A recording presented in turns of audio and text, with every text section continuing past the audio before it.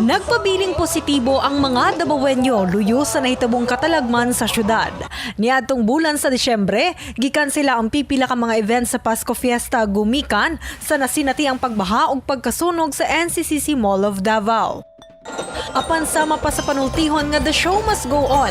Gipahigayon nga gayud ang lamdag parada ug bandadasig competition ni adtong Marso 3 diin gipartisipahan kini sa pipila ka mga eskwelahan sa rehiyon. Ang bandadasig adunay open category nga gisalmutan sa siyam ka mga contestants, samtang ang elementary category adunay 14 ka mga entries.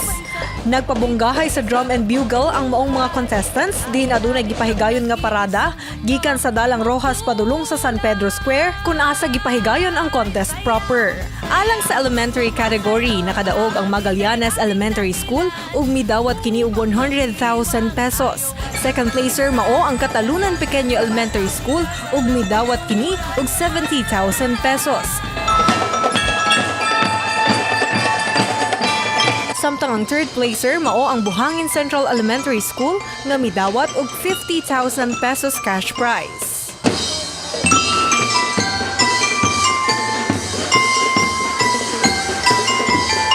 Alang sa open category, kampiyon mao ang Katalunan Pequeño National High School nga midawat og 100,000 pesos cash. Second placer ang Davao Blue Eagle Community Band nga midawat og 70,000 pesos. Ug third placer ang Jose Maria College nga nakadawat og 50,000 pesos. Atol sa maong kompetisyon, nagpabunggahay sa bang-unom ka mga contestants alang sa lamdag parada.